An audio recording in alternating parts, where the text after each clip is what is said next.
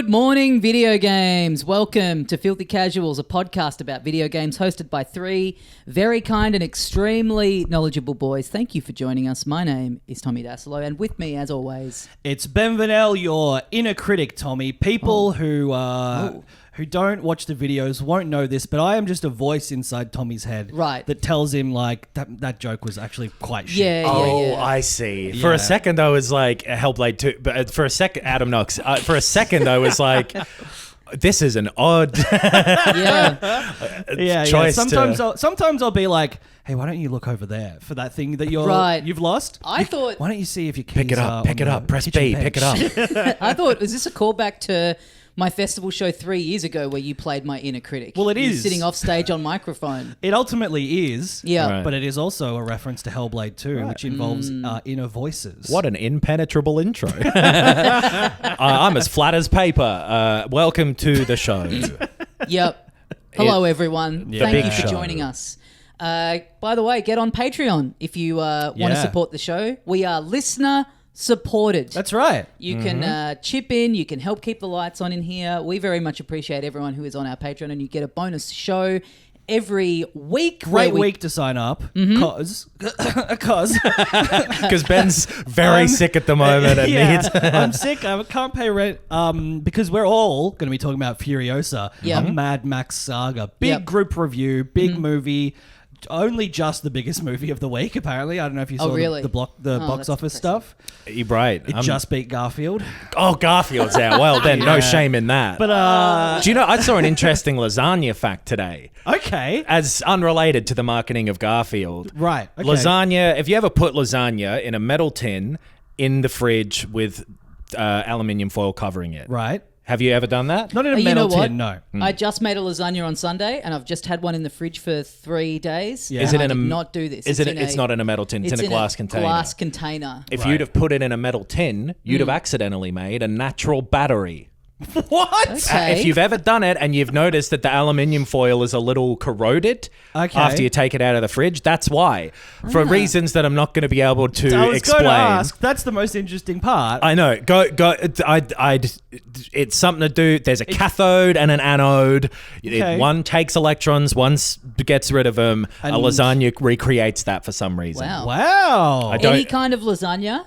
Surely. Good question. Yeah, vegetarian or... Just to sort of broadly go, any lasagna that you make is going to replicate this. Like, that it's I wonder if it is like...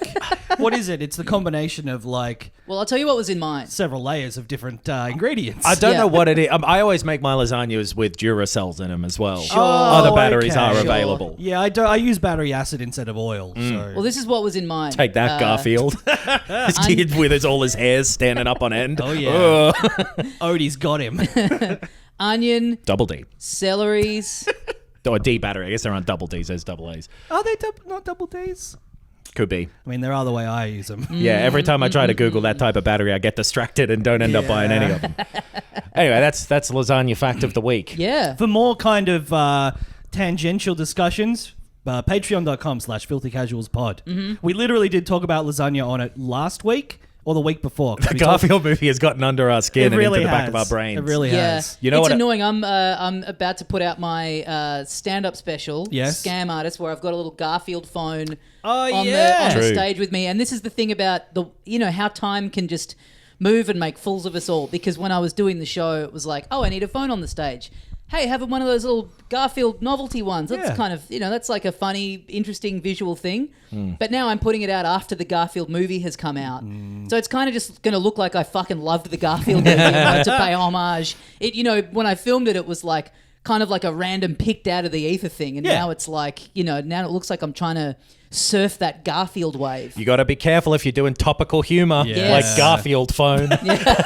News can change. My stand-up special about how Diddy is a generational artist is not going to come out. No, it's the opposite. I was trying to not do topical, and now it's been made topical. What you can do, because you're like editing it, so you can, every time you answer the phone, just edit in audio clips from the Garfield movie. So that plays instead of the conversation you have on the phone. Or I could blur out the phone. Or you could blur out the phone. I think my one's better. Until the time has passed on. Right. You look like you're talking into like a dick phone.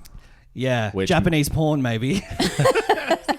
Hey, speaking of how we let Garfield get under our skin. Yes. George Miller has gotten under the skin of the creators of the Mad Max game from 2015. Yeah, one Avalanche. of the first games we ever talked about on this podcast. Yeah. Well, yeah, that's what I was going to say. The Fury Road Mad Max movie was like a kind of a almost episode 0 of this podcast. Yeah. There's a photo all the way back on my Instagram of the three of us in the cinema in our 3D glasses. Did we see it in 3D? I think we did. Wow. Yeah, wow. Yeah, It really sick. doesn't add to the experience because that movie does not exist in 3D in my memory. You know what I mean? Like No, and I don't think you can watch it in 3D now. no, surely not. Yeah, and this Yeah. one's come out and it's like, it just, over the course of the last 8 years, it's just like, yeah, there was that hot minute where every big budget film came out in 3D, and now it's like, I don't want It's that. charted it pretty well though, from like 3D to franchise prequel. That is a pretty That's true. straight line. In fact, he's Yeah. gone the other way. This is all stuff for the bonus, but he's gonna put out a black and white cut. Well, this there morning. is a black and white cut of Fury Road, which I watched, and I will talk about Blood on the and bonus Okay. episode. Chrome version? Black and Chrome. Black and Chrome. That Yeah. makes more sense. But so George Miller was doing the press for Furiosa. Someone asked him about the... Well, he was talking to respected outlet Gaming Bible. Oh, He was doing an interview. I'm not with quite a Gaming lad. Bible. I'm more of a gamer. Yeah, There's a yeah. website for me, you say? They asked him about the game or the possibility of doing a game based on Furiosa. Yes, And yeah. he was like, well, they already put out a game, but I didn't love it. I like doing things up to a high quality, and He we said- kind of handed off all of our stuff to them, and they just did it. Yeah, he said it wasn't as good as I wanted it to be, which Wow. doesn't mean it's bad. Yeah. And it seemed that the comments were more about how he didn't have control of it, so they made different choices than he would have. And it was it came out the same year as Fury Road, and it had not necessarily any relation to it, or it seemingly, at least at the time. The studio handed his notes over to Avalanche. Right. Who then used them to make that game, Blew which up is the why Scrotus and Dementus and stuff are in it. Yeah. Based off of notes. And then because Hideo Kojima was just at the premiere, he was like, I'd love to see Kojima make one. Yeah. But he's busy. Well, I think there's a photo of him in Kojima's office from the past 6 to 12 months. He's in Death Stranding too as well, George Miller. So Yeah. So, Mr. Sundberg, Christopher Sundberg from Avalanche. I call him Chris. I call him Very Sonny. disrespectful because I don't know him. I call him Topher. He responded and said, "This is complete nonsense," and it shows George Miller's, quote, complete arrogance. Wow. Which I feel like there is clearly a miscommunication here. These are both just press interviews. So And he's George Miller's a rare guy where this franchise has been going for so long and he's made all of the films. It's never been palmed off to anyone else. So of course he would be protective and used to being able to do all of it his own way he's when got, he wants and how he wants. I assume Final Cut, all of that stuff. Yeah. The headlines, he probably uses Premiere or DaVinci as well, but the... DaVinci, please. I call my movies in DaVinci and they're terrible. I like to think that he's doing it on iMovie, just pushing it to its Yeah. absolute limits. A lot of star wipes in Furiosa. He's got a modded version of it. But so the headlines and stuff about these comments were a lot more inflammatory seeming than the actual comments when you see him say them. Totally. So I assume that that's part of this reaction is when you see tweets about it, Yeah. which is where this guy's responded is on Twitter. Right. So he said, quote, "They did everything they could," I guess he's referring to his team, "to make this a complete linear game after having signed up with a developer of open world games." They did As everything. in, George Miller's studio. WB did everything they could to force this to be a linear game. And then, quote, "I'm sure Hideo Kojima would make an awesome Mad Max game, but it would be a completely different experience," which, yes, it's true. But also, there's an argument to be made that, maybe a Mad Max game would be better served by being a linear cinematic game. Maybe they had an artistic point or something Totally. So who knows? Fair But enough also- to George Miller to be annoyed that the studio just handed off his shit. Yeah. You'd feel the same way however it turned out because you'd be anyway. It's probably how, George Lucas feels about Disney, Star Wars, and anyone who's been an auteur type person about stuff when someone else makes it. Funnily enough, he has commented on that over the weekend. Oh, really? He got a lifetime achievement thing at Cannes. Yes. And he was basically when I sold it off to Disney, you have to accept that they'll do things differently, but it's no one really understands the Force but me. Yes, it's all these other guys, they just All don't right, get. They just don't George. really get what the Force is. That was I the listen to them headline, talk about yeah. the Force, and I'm like, they don't know what the Force is. It doesn't seem like you get it, Dylan. But anyway. You changed it to be a fucking genetic chemical weirdly negative speech for a Lifetime Achievement Award. It's got to be hard, though, to see, like, it'd be like if your kid became a real estate agent or whatever. Like, you go, damn, sorry, real estate agents. Please let me live somewhere. They don't have the IQ required to, A, listen to this podcast, B, use a phone. Yeah. Apparently, they don't seemingly. even get Rick and Morty. Also, you sold it. Like, make it. You could have gone and made your own new one if you wanted. He'd have made his peace with it surely before selling it, right? Like, you'd have to. But yeah, interesting to because that game doesn't get talked about very much anymore. And I think you are maybe one of the only defenders I've ever seen of. I've seen it come back around. Weirdly, obviously, lately, I've seen a few people talking about it, and like other podcasts and journos and stuff being like, it's a good game. Like, it's not perfect. Like, it has the open world bloat that became like really sort of peaked around that time 2016. That's 17 when people were getting sick of the Assassin's Creed games and all of the. But like, if you just go from objective to objective, it's fun, and then it's the best car combat I think I've ever played. And I've played. Oh, what was it called? Twisted Metal. Vigilante 8. Vigilante 8. Okay. No, it was the one that Gatesy mentioned on our Interstate live show. 76. Yeah, I've played all of them, I guess, and that is the best one, and it looks incredible for a late PS3 game, early PS4 game. For PS4, it was like a couple years into the PS4. It would have been if it was 2015. Right, but I think it still holds up, and I'm going to play it this week. Hell yes, brother! Just to retain my credentials as its #1 ticket holder. Yeah. Well, I mean, that's the irony of George Miller, like, kind of shitting on it and saying it's not really up to his standard. There's probably a lot of people hearing that and being like, "Oh, there's a Mad Max video game." Like, it probably is going to like see a little bump just from it, I think and so. I'm sure it's like you can find it pretty cheap. Hey. And if you came out and you loved Furiosa, being like, yeah, cool. So I don't think I still have the disc. It's $6 on the PlayStation Store. Hell yes. Highly recommend. Well, something that was much more than $6 was the PSVR 2 headset. That how much more? A factor of the price of a Lego Deku tree. Even more crazily expensive than that. It's about 500. I'm not going to try and do the maths, which is my problem. My issues with maths are the reason I thought, this makes sense to buy this. It's 11 times more expensive. No, that'd be $66. That's why I didn't do it. I think it's 500 times more expensive. Okay. But hey, that bit you did where you got into Horizon VR and wrote, no, that's not right. 100 would be $600, so it's 150 times more expensive. Yeah. That bit you did where you got on Horizon VR and wrote, "Boys, I've gone in on a rock." Yeah, priceless. And still the most enjoyable moment I've had with that. But anyway, I've still got to play those Resident Evil games. But the point being that my big hope for a PSVR 2 game was an Astro Bot sequel, which is coming. The rumors are saying, hey, they'll announce an Astro Bot sequel probably at the PlayStation show that's next week. Incredible. And the one piece of information we are pretty certain on about it is that it will not be a PSVR game. It will be just a PS5 Astro Bot Which I guess game. weirdly, like, that franchise is... I guess you wouldn't really call it because I don't know, would it be a rescue mission too? But that would be would be weird if it's not in VR. So maybe it is just its own new Astro Bot. Yeah. Like, you know what I mean? Like there's this weird like lack of cohesion with that character where he's gone from like great VR like landmark moment in VR platforming to like basically pack-in tech demo that was really good, but was still like, fairly disposable. Well, those two games are the same to me in that they're both sort of like, hey, here's a great game that shows you what this can do. Yeah, totally. And they're both like 4 hours long or something. The rescue mission was longer. Right. But I kind of expected that to be what they do with Astro Bot going forward, is if they have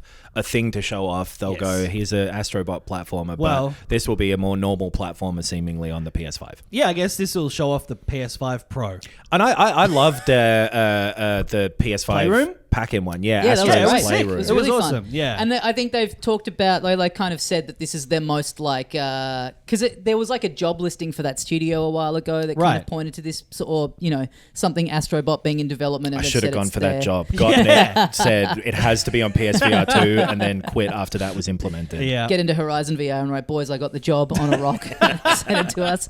But yeah, they've talked about how this is their most like ambitious thing they've done. So it sounds like it's going to be like a pretty big game, which would be cool. It also, that makes sense to not limit it to the PSVR 2, which only 4 people own. I would love to I guess that's a part of it, play a big sequel to what Playroom was. Yeah, I really absolutely. enjoyed that game. But I feel like if you're not going to invest in having this be the game for PSVR 2, you may as well at this point just admit that it's you know what, if you're not going to make this for it, then like what are you making for it? We're Nothing, at the Tommy. point Nothing. We're at the point where Sony has taken us to the lake to look out over the lake at sunset. So if you're paying attention, you know there's a gun to the back of your head. They just haven't pulled the trigger yet. But Tommy thinks they're going to lean in for a kiss.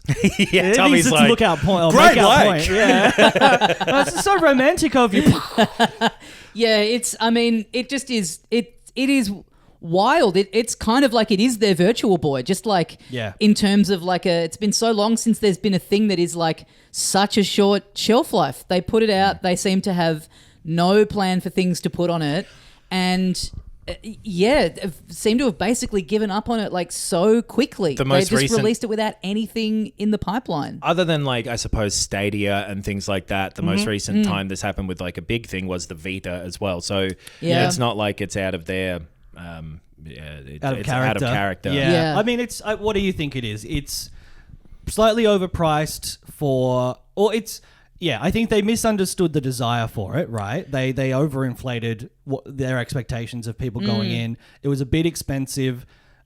So if you don't get that initial buy-in and people being like, oh, sick, you can play No Man's Sky, you can play Resident Evil, and they don't get those receipts stacking up, then they're like, oh, well, we can't afford to support it. Yeah, it was a self-fulfilling thing where they didn't make the games for it, so then people didn't buy it, so they didn't make games for it because people hadn't bought it. Like, they needed more than just the Horizon game. It wasn't enough anywhere close, and like Gran Turismo 7 and Resident Evil 8 and Resident Evil 4 and all of those things are cool, but they're modes. And you can play the VR modes on PC or with other headsets? Not with those. Okay. Those like are exclusive to the PlayStation version. Right. But if they had have backed it and gone, here's a year's kind of roadmap of these, like a new Astro Bot, 4 or 5 other things, then like maybe the fortunes of it would have been different. Like I think that, the expensive Oculus and the Apple Vision Pro, they can kind of get away with it because they'll have like business people buy them and like conduct meetings, they're targeting that. Whereas this being like purely games, it's like, that's fine, but you've got to have the games on it. Like you can't just be like, hey, we'll get it. I can I can do my work on it at least if there's nothing else to do on it. Right. I don't think those expensive headsets are getting away with it by reports of them. But then also I can understand how Sony thought like, we don't need to make games for our hardware. Look at how the PS5's gone. Yeah, true. People have bought that for fucking what? Demon's Souls? Is on it? Yeah. Anyway, that's coming up as That's well a shame, as... but hey, cool to... I'm excited to see what this is. So the log line of the rumor was like, in the next 2 weeks, this will be there'll be announced. a PlayStation showcase or State of Play soon. Yeah. If you like spending stupid money on things that aren't worth it either, I'm listening. But this one owner won't, of 3 Switches. This one won't have the potential of maybe becoming a decent under the radar PC VR headset. But you can buy. This is shipping with planned obsolescence. This is like pre-obsolete when you buy it. But it's also like endlessly replayable. Sort of. Well, yeah. We're talking about the Deku Tree Lego. Yeah. Yeah, rumored for feels like such a long time. They've been saying this Zelda has been Lego. Talked about, but this is an old toy of an old ass tree. So it doesn't get more pre-obsolete than this photo. It's unfortunately the new version of the old tree though. I would have liked the Ocarina Deku Tree. This is the Breath of the Wild. I think Deku it's tree. it's two.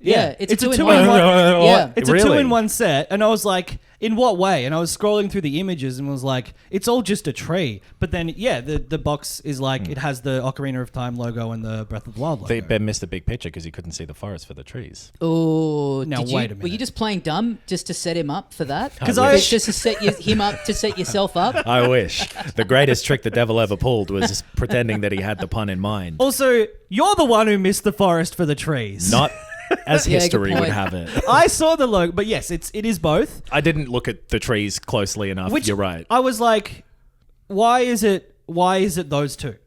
Those are the two. Okay. Yeah. That makes sense then. Because, there's been a lot of Zelda games. But it doesn't pop up in all of them. Right. Yeah. So it's basically... Is it in Tears of the Kingdom? The same one as Breath of the Wild is, yeah. Right. It looks cool. It's like it's one of those Legos where you just go like, that would actually look cool on a shelf once it's completed. It's a beautiful tree. So it's like the kind of the base of it is sort of the same, but it's got like two different versions of it that are like either fully like green and lush, or there's like a second version that's more like kind of cherry blossoms on it. Well, that little bonsai tree had the same thing. The like green bits in the original version kind of come off, and then they're little palm trees sort of around it. So you can kind of like configure it however you want. Yeah. And it comes with 4 separate figures of Ocarina of Time versions of Link and Zelda, and then that's Breath of the cool. I Wild didn't versions. realize that. It's a cool like. Clearly, like a lot of thought has gone into it. It's not just like, he's a fucking castle. Build this and fuck off. Lego is fucking expensive though, and it is $300 This will be. So what's that, like $450? Almost here? $600. Whoa! Yeah. I do think. I mean, $300 per version of the tree. Yeah. It's 500 times the price in Australian dollars. No, it's I 11 think my times. maths is correct. Yeah, it's a little like, I don't know, because ultimately you're going to make it and just have... I kind of thought it, like seeing that it's a 2-in-1, I was like, oh, that's cool. It kind of like flips around or something. But it's like you're just choosing which version of it to make. Yeah. But then you get 2 construction processes. That's so true. that's like 2 afternoons worth. Yeah. What, for $600? Yeah. Lego is one of the most... especially this type of like real collector Lego. Like that Titanic one is fucking awesome. It's $1,000. Yeah. This is like on the high end of like, this will take you a long ass time to make. And it better. Like, they're pretty, they've got like all their, I think they make Legos for like sort of up to and including like nearly all 8. This is like on the box, it's like 18 plus. It's this isn't a adults only Lego. This isn't like a, give to your kids for this is like a, you're an adult with your disposable income. You did say like they're not just making a castle and saying fuck you, enjoy it. I would love the Hyrule Castle as a Lego. Yeah. Like that would if it takes long enough, if it's enough of a project, maybe I would spend. Well, this is a good money. first toe in the water for Zelda. I guess they maybe figure like in terms of like Nintendo stuff, like they've got like a Bowser castle, so they'd be. They kind of figure, I guess, like let's do something thematically a bit different to stuff that we've already got out there. But I like down the line, if this goes well, I'm sure they would. Yeah. I like that it's not in the style of those big chunky Duplo looking Marios. Yes, I agree. That's why I've steered clear of those personally. Speaking of steering clear. Okay. It's possible to steer clear of purchasing the full price Call of Duty this year because Black Ops 6 will be out on Game Pass day 1. Hey. Which was the one sort of game that there was a question about, like, what are Microsoft going to do with this after they bought Activision? Mm-hmm. They have announced that, the next Call of Duty, which is Black Ops 6, will be day 1 Game Pass. Yeah. Which has to be their big, like, if this will be the most direct to me, like, does Game Pass make sense game? Yeah. Right. Because it sells great, obviously. Call of Duty every time is like the biggest selling game. Yeah. So if this doesn't work out mathematically for them, if what they would need to do, and I've proven already in this episode that my maths is infallible. Yes. Adam Hawking over here. That's me. Now, well... choose a different guy. You want me to name a second mathematician? Albert Einstein. No, he married his cousin or something. But Oppenheimer. Sure, he didn't do anything. Yeah. You would if you don't buy Call of Duty. Sure, which I was going to. Right. Me, the gamer. So wow. you're the ideal case study. Joe Gamer. Your Gaming Bible subscriber, Ben Vanel. Yes. You would have bought Call of Duty. Of course. But this time, you sign up to Game Pass for the first time ever. All right. Yeah. You would have bought Xbox Live Gold as well to play Call of Duty for the year on your Xbox. Sure. So I'm foregoing a $125 game. Call it $120. Yep. Or like the game itself you can get for like $70 even retail. Right. But so we'll use US What'd you dollars. call me? Oh, retail. we'll use US dollars Speaking for of this. Einstein. $60 and $60 is, I believe, the price. Okay. This is rough. That would mean the equivalent of, I think, a year of Game Pass. Right.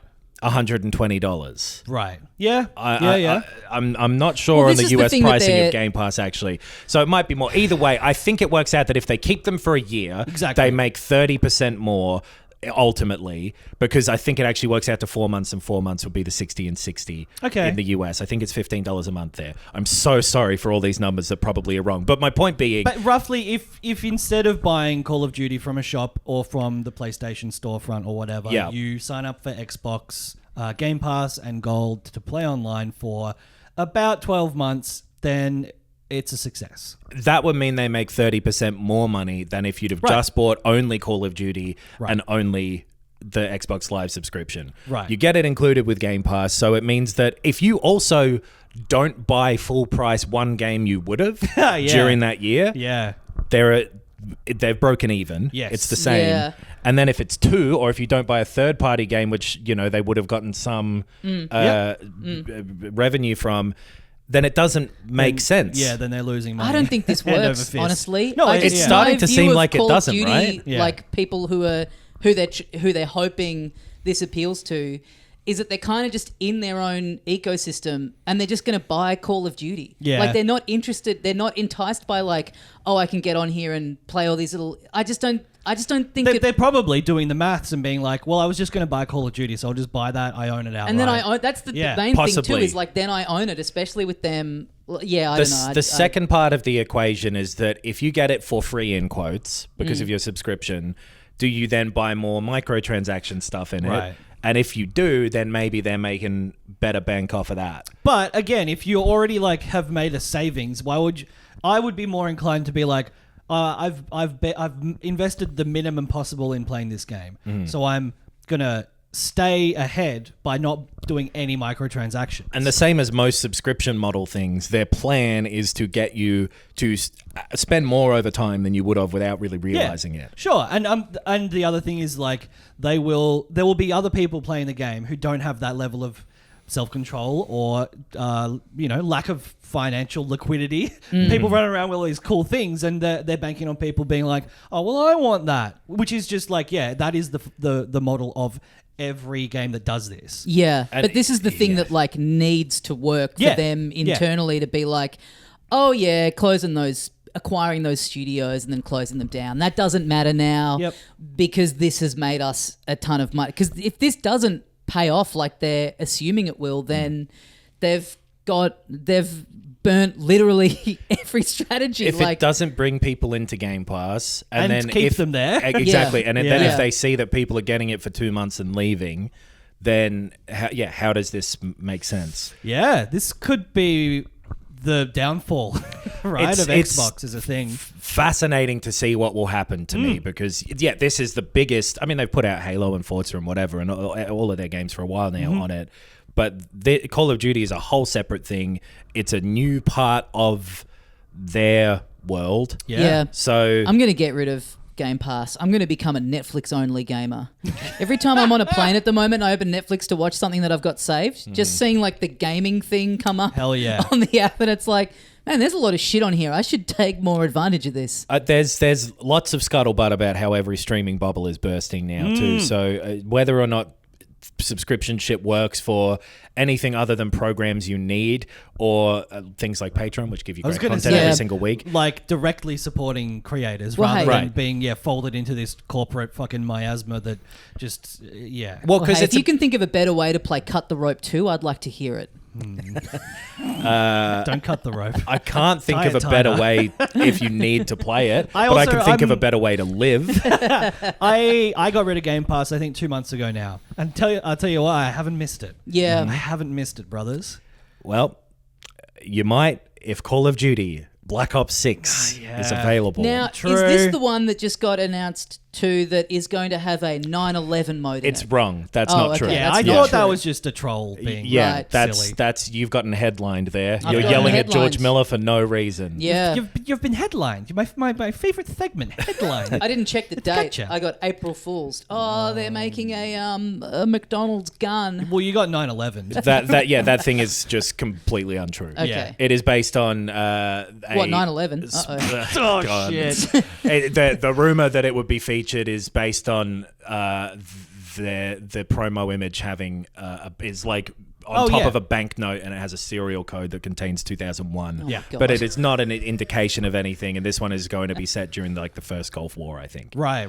I always love like imagining you work at some company where like there's rumor of like, oh, this code name that we found in some back end, and it's like it's pointing to this, and just like if you're at the company and it's just not the case, just sitting there and being like, you're dead wrong, boys. Yeah. You could not be more off The base NX here. is not even the code name. The overlap between like ARGs that are actually happening and people who are like, this column writer is writing specifically to me. Yeah. God. You know. Yeah. Anyway. It's huge. It'll be announced, or it's already announced and everything, but the game will be shown off after their Xbox conference. I'm so fascinated from a low level business interest. Yeah, as a sole towards trader. it. Yeah. Mr. Booty, what's your ABN? Yeah, it's fascinating, and of course it's happening. Like, of course they're doing it. Yeah, exactly. That's what the whole thing was like building towards. But it just, I don't know. Yeah, like it seems from the outside to be like, maybe you should have gambled on black, not red. Let me have a look at those fucking spreadsheets, though, please. Yeah.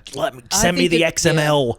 Maybe, actually committing to a service that you're putting cool, smaller games on and collecting people that are into that stuff, making it a resource for that kind of game. Right. I think that's the thing that is more likely to pan out than... That's what people were praising That's it what- for, yeah, right? exactly. For the first year or so. Yeah. Yeah. Anyway.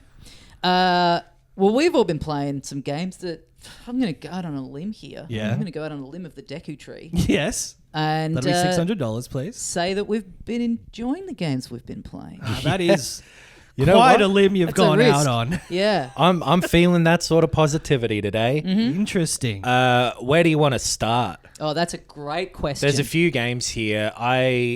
Do you want to go group discussion? 2 members of the group discussion. Actually, I don't think there's any... Is there anything wanna on here go- that we've all played? do you want to go 2-member discussion? 2-member discussion. I don't know why I've gotten so hung up on awkward number chat today. I was talking about him the other day, actually. Awkward numbers. 2-member, the guy with 2 dicks. Oh, really? Yeah. Why'd he come up? We were talking about those conjoined twins that got married. Oh, right. You know who'd be perfect for them. Is that the idea? I guess, yeah. Like, when you put it that way, it's a pretty crook discussion. But yeah, that is kind of satellite how he came up. Yeah. Also, polyamory. No. We were talking about No, him. no. We were talking about that those conjoined sisters Yes. in a bar, and about the fact that one of them got married to a guy, and then just we were kind of extrapolating like the mechanics of that and how Yeah, interesting it is. And then the bartender overheard us and went, "What about the guy with 2 dicks?" That sounds like the most Shaggy Dog version of telling like a real old joke. Yeah, well, the yeah, bartender yeah. says. Yeah, 100%. Why the 2 dicks? And the horse says, I don't know, man. Can I tell you boys about Lorelei and the Laser Eyes? Yeah. How about that? Yeah, I'm curious about this game, so I'll allow it. Thank you, Your Honor. Tommy? I'm going to have to agree with my colleague Ben. Okay, well, it's official. I like this game. Whoa! It's really good. You want to know what I don't like about this game?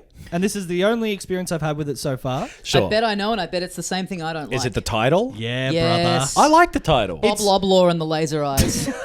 It's not as bad as Assassin's Creed Origins or something, but it's a little whimsical for me. Well, you're wrong. Okay. Because it makes a lot more sense in the game as well, obviously. All right. Right. And the game is not that sort of whimsical tone at all. Right. In itself, it is made by the same people who did Sayonara Wild Hearts. Yes, my And- favorite game. Really? No, but I think it was in my top games of the year. You see, Sayonara Wild Hearts and Lorelei and the Laser Eyes, exact same flavor of name to me. Nah, sayonara is a cool word. Yeah. Well, I should have thought about. No, you're right phonetically, but kind of vibe-wise. But you're right. They are all coming from the same Roald Dahl ass. Right. Sort of. Yeah. Well, moving beyond the cover of the book, which it is fair to judge it by. Absolutely. Like, why do they pretty up the covers if they're not worth anything? Yeah. Never understood that people get paid great money to design really interesting book covers. And I'll tell you what. Nothing I love more than being in a bookstore and doing a bit of judging. Yeah. And you can go, good book, bad cover. That's fair enough. Yeah. Lorelei, those Penguin classics, fuck off. boring. Wow. Lorelei and the Laser Eyes is a puzzle game. Yep. You are walking around. It is a very stylistic visual style. It is sort of a black and white and then red. Are we talking 3D? Are we talking 2D? We are talking the third dimension. We are. Do you remember the game Killer 7? Yeah. Yep. It looks like that. Oh, Okay. White Stripes core. Yes. Yes. You were walking around this like hotel / mansion type thing, solving puzzles such as how do I unlock this door? What does this symbol mean? Sounds like Resident Evil to me. It is Resident Evil without any combat, pretty much. It is a lot like walking around with a lot more complex puzzles that you're going to whip out the notepad for. Right. And unraveling this really well-written and I thought like very well-told story throughout it that you are gathering through notes and through some conversations with these weird characters who show up and do sort of like still frame conversations with you. Or talk at you rather than conversations. What's the log line of this story? You are investigating a strange artist and his odd house. All right, yeah, Kind of. That's Woody Allen. No, way better. It's like you go in and there's this sort of writer magician who is speaking cryptically to you. There's an old woman sort of laid up in a bed in the room he gives you, and you've got to sort of figure out like what's behind all of this. These certain years keep coming up in different parts of notes and books and things you'll find around, and you're putting together this like half mystical story that is all sort of told as metaphor for other thing. This sounds incredibly different to Sayonara Wild Hearts. It is incredibly different, and I like I remember being lukewarm on Sayonara Wild Hearts. I thought it was okay. I think you didn't like the music, which is like it's the whole game, a music right? game. Yeah. This one is all puzzle, right? So if you don't like the puzzles, this will have the same pushback as the music, but I thought they were great. Okay. I really enjoyed. I thought they were exactly tuned right to be like difficult but intriguing, but also solvable. A very good, interesting amount of different types of things, and some cool left turns and right turns here and there. Now, Adam, when I in play terms video of presentation games, and stuff, when I play a game, I have to be using at least 2 buttons. you can use as many buttons as you want in this game. However, they will all have the exact same function. So the game is one input only, right? Which is all you need. The only time it ever becomes weird is that you just can't press B to get back out of menus. You've got to go up and select the cross. Right. And you forget. Throughout the course of it was about 12 hours or so that I played. I did 100%. I didn't pick up a few of there's some dollars scattered around. Okay. Some important things you need to buy. Some things don't matter so much. So I didn't get every dollar, which is the story of my fucking life. Yeah. But it's like weird that you can't just press B to go out of the menus that you're regularly in, because you're going, if you press A or whatever button when you're not looking at an interactable object, it will open up this menu that you can then look at you've got a photographic memory, so you can go back and look at every important thing that you've read. Right. This was a real like wish fulfillment for you then. Oh my God. It's a beautiful world to live in. It just has the exact right mix for me of unfolding story that is told in it reminded me a little, not quite in the same way, but of something like Kentucky Route Zero, where it's all like you're reading pages of scripts or books or notes or letters or whatever, and it's all telling the same story in different ways throughout, that is building to this overall picture of what's going on here. Right. That I thought was really effective and not like super different to what a lot of sort of games stories will be about when they are about a fantasy thing, but actually not, if that makes sense. Yeah. But it works super well, and I just was so drawn in by the style of puzzle solving in this, where it's having the little notepad out, but because you wanted to whip it out. Yeah. And having like strange little things that you kind of intuit, and then it turns out like, you're thinking with fucking portals here. Okay. I really think it's a cool game. Yeah, it cool. looks awesome as well. The style is so well executed and effective for what it's doing too. I could see people getting frustrated by it. It is a little oblique at times. I hope I've used that word right. But It's a shape. The ultimate puzzle. But despite the oblongness of some of the puzzles, I don't think is confusing. Sure. It's just in like the a wrong difficult way. puzzle game. You've just got to be thinking during Cool. it really points you in the right directions most of the time, or gives you just the right amount of question mark. Right. Couldn't recommend it highly enough if you're into puzzle games. I really think it's a pretty damn cool thing. Hell yeah. I've got it. I'm going to play it. Nice. I've just been busy playing something else. Yeah. And the name, I like it. Okay. Even the name. But yeah, the one thing that is annoying is just like, let me fucking press B to go out of the menu. Yeah. It only takes 2 seconds if you remember it. It's just when you don't remember it and you go into something, because B is the same as A. Sure. Yep. When you're like, fucking hell, what happened?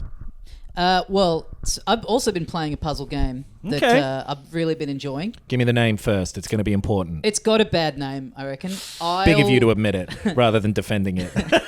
Isle of Sea and Sky. Isles of Sea and Sky. Right. It's a little. I was playing it, and then I tried to Google it to like find a link to send someone, and like Googled the wrong thing. I put in like stars and sky. Like it's a bit. Well, that's your fault. It's a bit forgettable. It's like that. Yeah, it is. That's yes. It feels a bit. Even if it was just called Islands, I think would be like a better name. But Island of Stars and Stripes. Yeah, so this is it's only on Steam. It's Lorelei's on Steam and Switch. Sorry. Okay. Right. It's a top-down, isometric, very Zelda Link's Awakening deluxe Game Boy Color version style visuals. You wash up on a beach, you're a little caveman guy, and it's very like Zelda dungeon, pushing blocks around kind of puzzles, but for a whole game that spreads across like multiple islands that are all these like different little biomes where like you'll kind of gradually make your way through to like the other side of the island, and there'll be a little turtle there. You get on his back, and then it kind of zooms out, and you've got this like world map that you can kind of travel around to any of the little islands in any order. But you might get to one and it'll be like, here's a gate where you need this many of this, and you don't have it yet, so you kind of go around and find another one that you can access. And so it's like every screen has at least one puzzle on it that starts off with very like, push these blocks around, put them onto the switch, that door opens. You've got these little bells that you're ringing that then open gates. You've got like holes that you can fill in by pushing blocks into them. You've got little streams that you can transport the blocks around. You've got like bits where you find something that then kind of transforms all these blocks that you previously couldn't move into these little guys that you can push, and they'll roll and they go over holes, and they like destroy certain types of blocks. It's all that kind of stuff, and it's got that real like that real kind of Zelda dungeon thing of like you pop out on one part of a screen and you're like, I was over that side of there before, now I'm on the other side. I can kind of see how this all connects, and you're sort of hitting something and then it's panning to a different part of the island and showing you a door opening up, and you're like, I remember, now I can get in there. And it just that gradual like filling out of these like interconnected screens, but it's just all puzzle. There's no combat.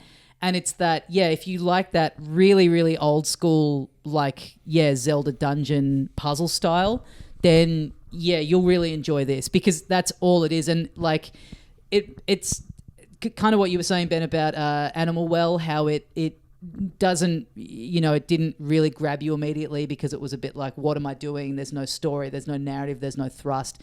This is even more in that direction. Like Animal Well for me had like at least the kind of like weird sort of tone and feel and the atmosphere vibe was very distinct. The atmosphere was sucking me in. This is like, it looks really good and it's like nice music, nice visuals and everything, but it is a lot more, I would say, kind of cookie cutter. It's just like, you're a little guy, you've washed up on an island, you're pushing these blocks around. Like it works, but it's not like aesthetically and tonally. What is it? It's not like is it pixel art? Is it like what's the? Yeah, it looks like just a Game Boy. like those Game Boy. Yeah, it looks like a Game Boy Color Zelda game. So it's like really in that style, but it's sort of it's not really going for anything very unique in its visual style. Right. And I don't think that that's a negative. Like it works in context. Right. But I think it sounds like they put all their effort into the puzzle stuff, which is I think it also does mean that it's like way less immediate and gonna really jump out at people, because I think it is just one guy. And I found it's not really, I couldn't really find any reviews or like much out there about it. I found a thing of the guy who made it like years ago, posting on Reddit of having just made like one little section of it. It's like, oh yeah, I've made a little puzzle thing like this, and then it's clearly just like ballooned out to where it's this whole thing. But it is, I'm really, really loving it. It's so addictive. The puzzles are all like, there are some where you're just like, what the like you're just bashing your head against the wall going, like, that you've got everything you can to solve it. But it's a lot of like, okay, this block has to end up over here. But, when I push it, it just goes until it hits something. Mm-hmm. So if it goes up there, I'm not going to be able to move it. And you've got these little things kind of dotted around that you're trying to sort of work out the order, and you're just going like, what am I missing? And then you sort of end up doing it almost by accident. It's like, oh yeah, it was right there all along. Are like, your brain, you get two in it and you're like, I've tried everything. It's just going around in a circle. I can't get it to get... And then you go like, oh, no, wait, if I go down there, then I can put it up. And then all of a sudden you've done it and you're in the next area, and you just... Then you get this flow state where like the next six rooms you just do really easily. So it's got all of that where it's like, you hit these little walls where you're like... You're never like, oh, I guess I just need something else, or I need to have... Like, it's really clear, like, if you can't move a block, then it's just, like, not moving. Mm-hmm. There's no platforming. Like, it purely just is a gradual extension of... And this type of puzzle has a name. I forget what it is, but it's just the... Is it like Bolo or something like that? Oh, yeah.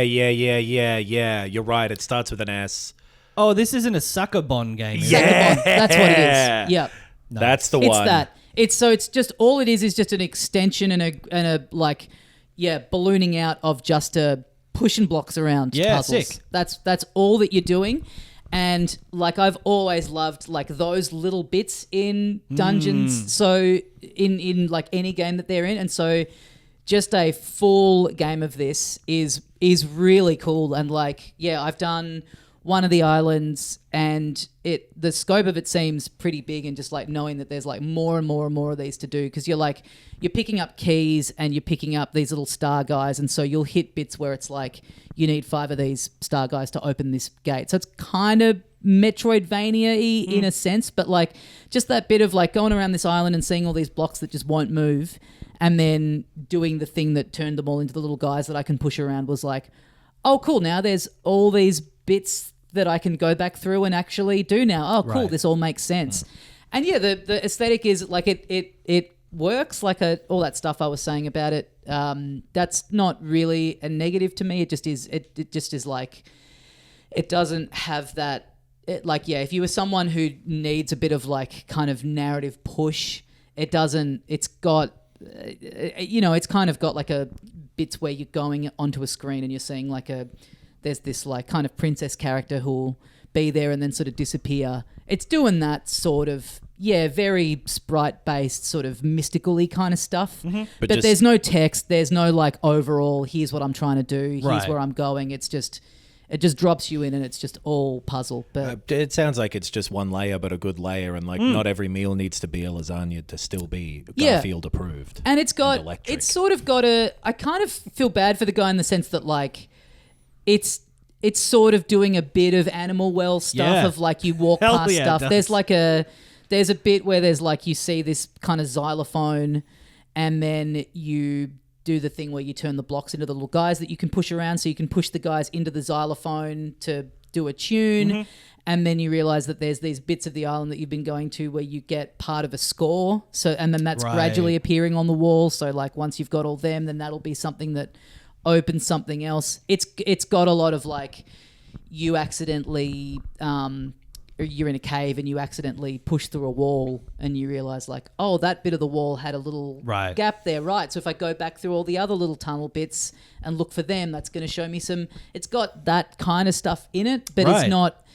It's not doing that sort of stuff so kind of deeply and intensely as Animal Well is. So I feel like he's kind of maybe gotten his thunder stolen a little bit. There with coming at it roughly the same time. Yeah. But yeah, I'm loving it. In a puzzle sense, I'm probably enjoying it more than Animal Well, just for the like. Yeah. Like just the like the very simplistic, but that can be so complicated that you just get that sense of relief when you finally push it in the right order and hit the switch and open all the stuff. It's it's really good. Sick. Yeah. Cool. Good time to like puzzles. Isle of Sea and Sky. Island of Dr. Moreau. Yeah.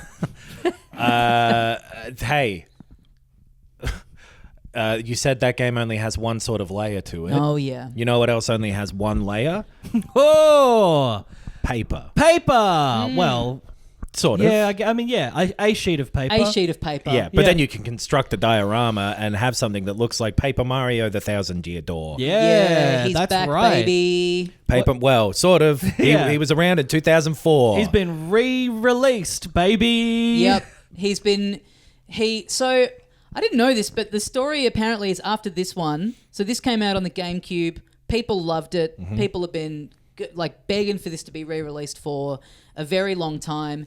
It's sort of the last like really great Paper Mario that there was, and apparently that is down to our old friend Big Shiggy. Came in off the back of this one and basically said, hey, all the stuff that's really good about this, you're not allowed to do it anymore. He was kind of the one that said, no more fucking weird characters in these games.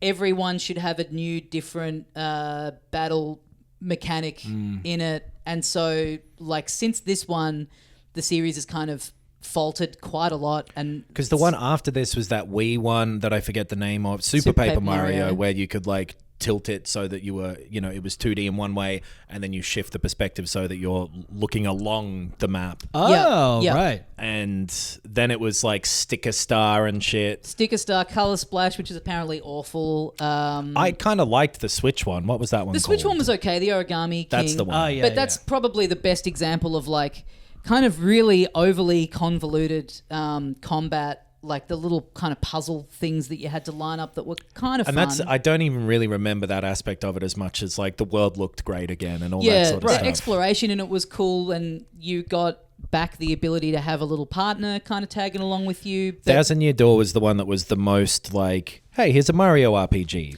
sort of. And like even, so like, Origami King's a good example where like all the little companions that you meet in the game are just a Goomba, like a Koopa. And then this is like, you've got a little tomboy lady Goomba. You've got a Koopa who's like, wants to be a big fighter, but he's like a bit of a wuss, and he's like got a bandage on his head, and he's in like a hoodie, and like... That was the thing. They all had like a ton of personality and sort of their own little story to go on, like a Mass Effect 2 or something almost. Where, And they're also allowed to kind of wild out, and like they've got, it's very similar to Super Mario RPG, where they've got these new characters that they've put in there that like really, it's kind of a shame that these kind of exist all separately, because like all these like new characters that are in this one like really fit so well alongside all the established like Nintendo Mario characters. Like it's a shame they've never, brought this stuff in a bit more to the other stuff that they do. But yeah, it's also kind of the last time it was that Paper Mario was like a pretty traditional JRPG combat sort of style. Like it's got its twists, but it's very like, You've got to you amass different partners along the way. You only ever have one of them at a time. Ain't it the truth, brother? You only ever have one of them at a time fighting alongside you. They've all got their different abilities and attacks. All the fights are taking place like on a theater stage. That you've got your like big special moves that are powered by star power. So like doing stuff in combat makes the audience cheer for you, and that builds up your power meter. You've got like bits of the stage and the set will kind of like fall down and hit your enemies. You can like, if you do it, big enough attack, like the backdrop will fall on them.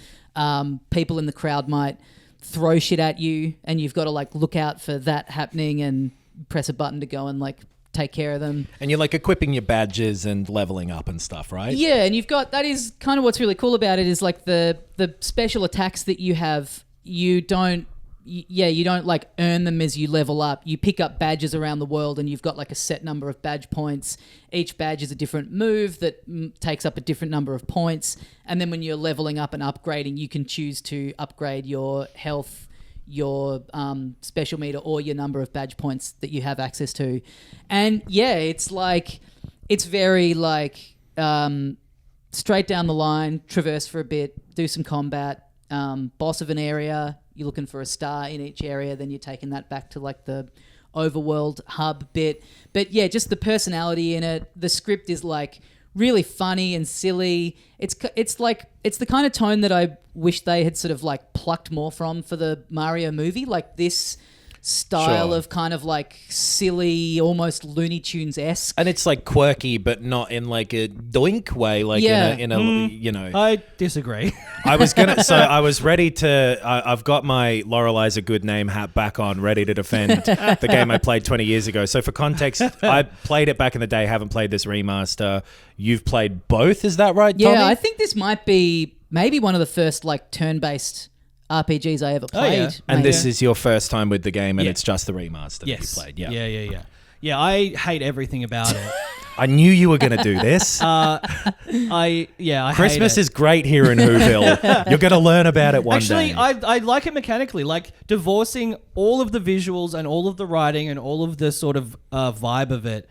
Mechanically, it is a really good, interesting version of a JRPG, like or just turn-based combat. I should say. It's doing the very like all of the different Mario RPGs kind of have this where it's got the like timing based semi real time stuff in like every attack has like a different. If you press A when you're just jumping on someone's head, you'll do extra damage. Yeah. Same with blocking, or take this attack less. you've got to like tap the button, but only when the thing's lit up and kind of all that sort of stuff. Yeah, all of that adds like a fun level of more interactivity to turn-based combat. But then like I hate how it looks. Oh really? I really dislike how it looks. I feel like I like all of the stuff that is like genuinely paper. So it's basically like the environments and some of the characters, but all very diorama looking, the cardboard construction. The characters are like line drawing on a sheet of paper, and then all the rest of it is like big cardboard. And like when you go into a building, like to sort of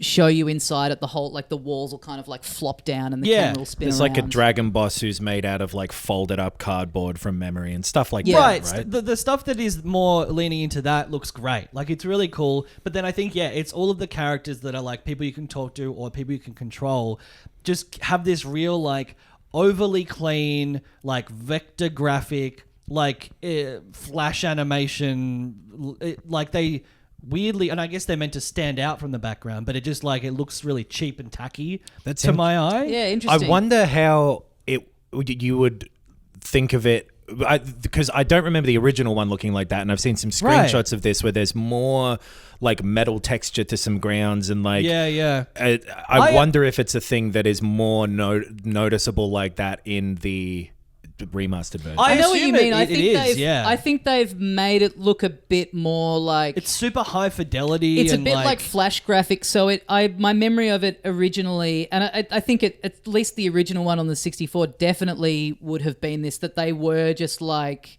a bit of line art like on a flat sheet of paper. This they've kind of made it look like he's a piece of paper, but then his arm is like another piece of paper that's kind of stuck on top. Like it's they do look a bit more layered, and that does give it that real like it makes that, I know what you're saying, like that Flash Newgrounds graphic kind of thing really stick out. That's of like fascinating. The arms, it's Leia because it's moving like that. Yeah, the original looked like what's the type of art called when it's like a sticker with really thick lines? You know what I mean? Like that sort of like render that you get on like a sticker.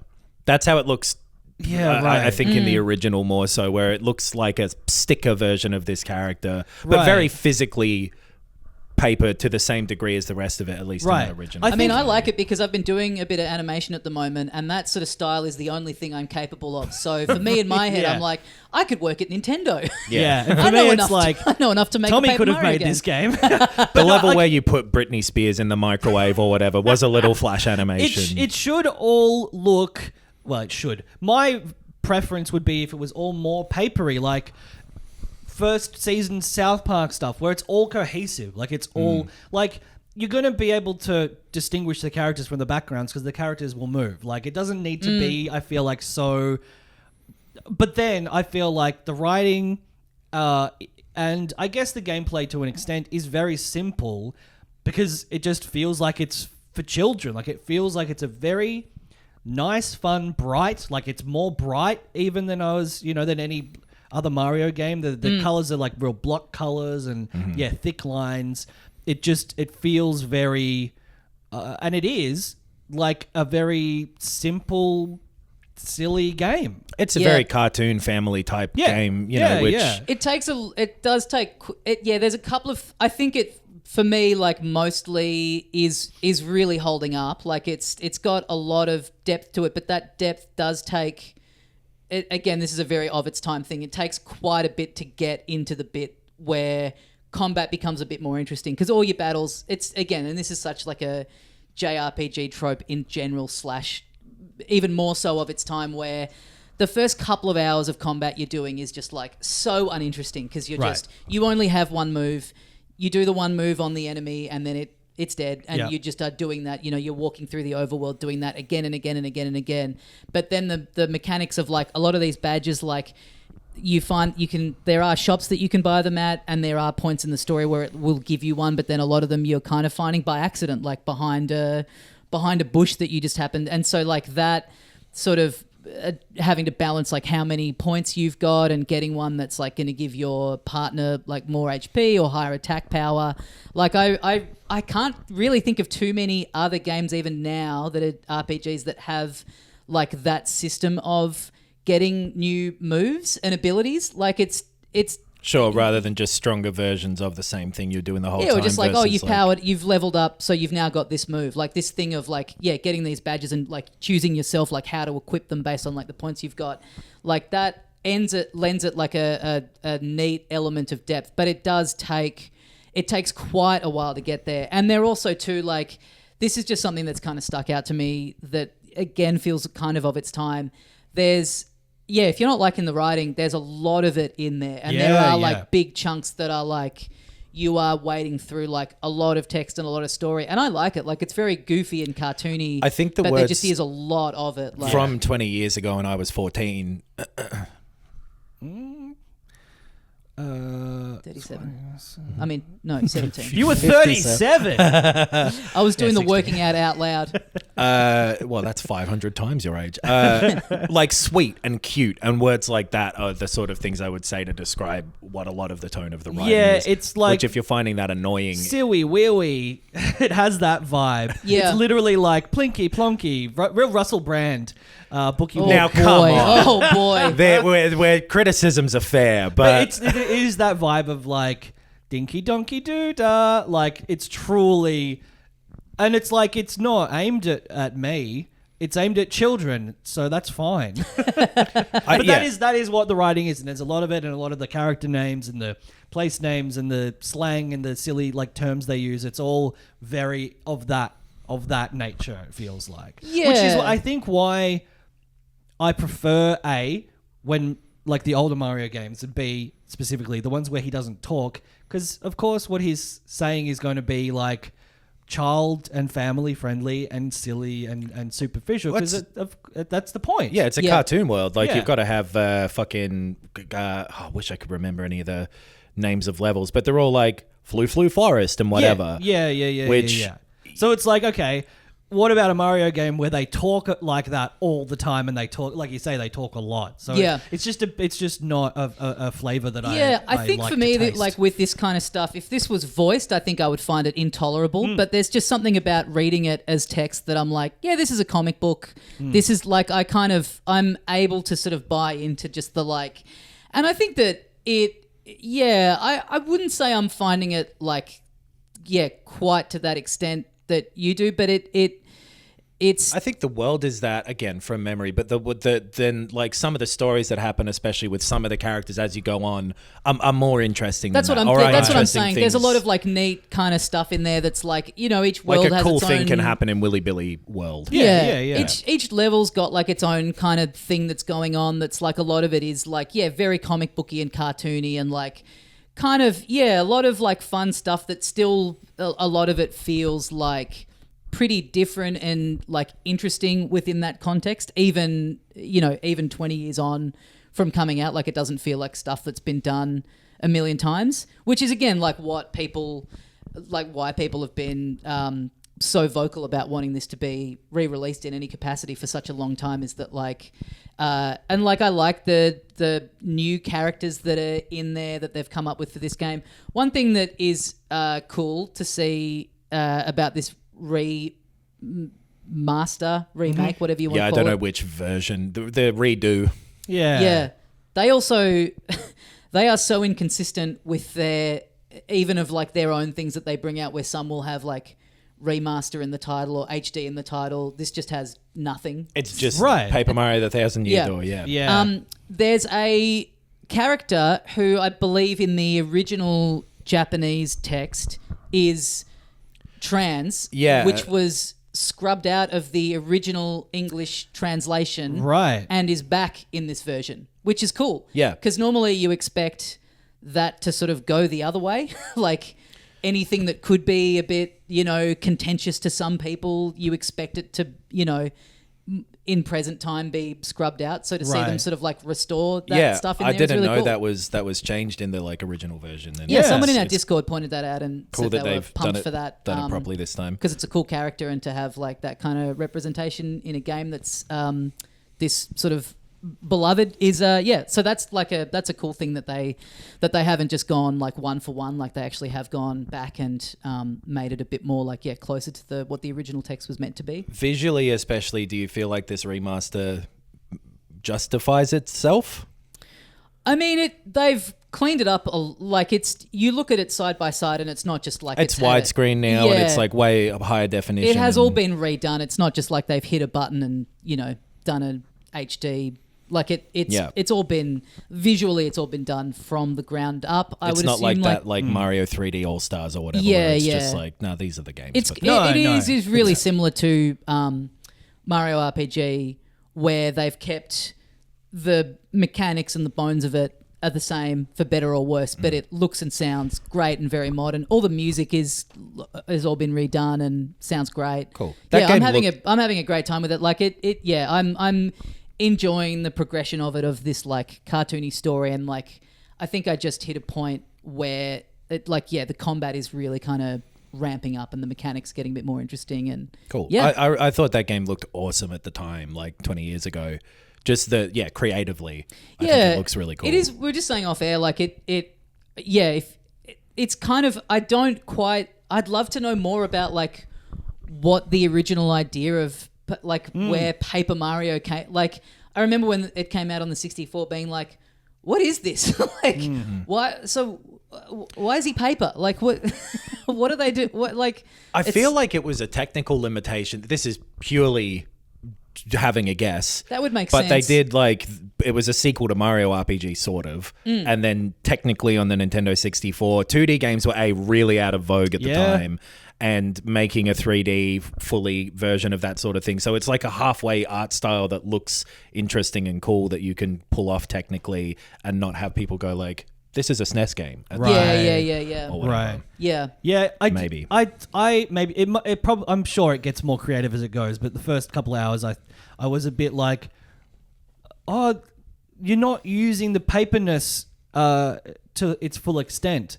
But then, I think it just didn't look very nice to my eyes. As you go on as well, like you get powers that you're folding yourself up into a plane to go across gaps and stuff like that. Yeah, that's you're like cool. swiveling yourself around so you can like squeeze through gaps. And it's got, I don't know, there's bits in it that like you get these powers that you get are from like a chest that you find that like curses you. And he's like, yeah, fuck you. Here's your punishment. I'm going to curse you to be able to turn into a plane. Oh, I bet you're fucking mad, aren't you? That's actually quite helpful. I bet you're mad, aren't you, that now if you press the Y button, you're going to turn into a plane. You're a fucking idiot. And just, I don't know, there's little things like that that I think are fun. And I hate the like Comic Sans like font that they use. It's like the Nintendo version of Comic Sans, but I feel like the whole aesthetic, it looks, and hey, this might sound bizarre, it looks a bit dated to me. Yeah, sure. About 20 years or so. About 20 years or so, yeah. But it's also not the kind of game that I would have liked at the time, because like I was not into Nintendo stuff throughout my teens at all. So I think that this just falls in the bucket of not being to my taste. Yeah, I'm having a really good time. Some people leave a Yorkshire pudding on their plate, and I would never. No, delicious. That's getting gobbled up today. Yeah. Yeah, especially like, I'm having a really good time with it, especially for like enjoying parts of the exploration of the Origami King, finding the combat pretty tedious at a certain point, and just that overall it was like missing that sort of like personality and weirdness that is in this one. Like it's kind of like it's got like weird kind of horniness to it. There's like a party member that you get that's this old, like she's a ghost and she's like this old sort of like performer opera singer, and she's very flirty with Mario. Like it's just got all this like weird pizzazz to it that apparently it makes sense that they were told to it's pronounced pizzas. It's got these weird pizzas to it that they were told to... Damn, I wish I got up to the pizza bit.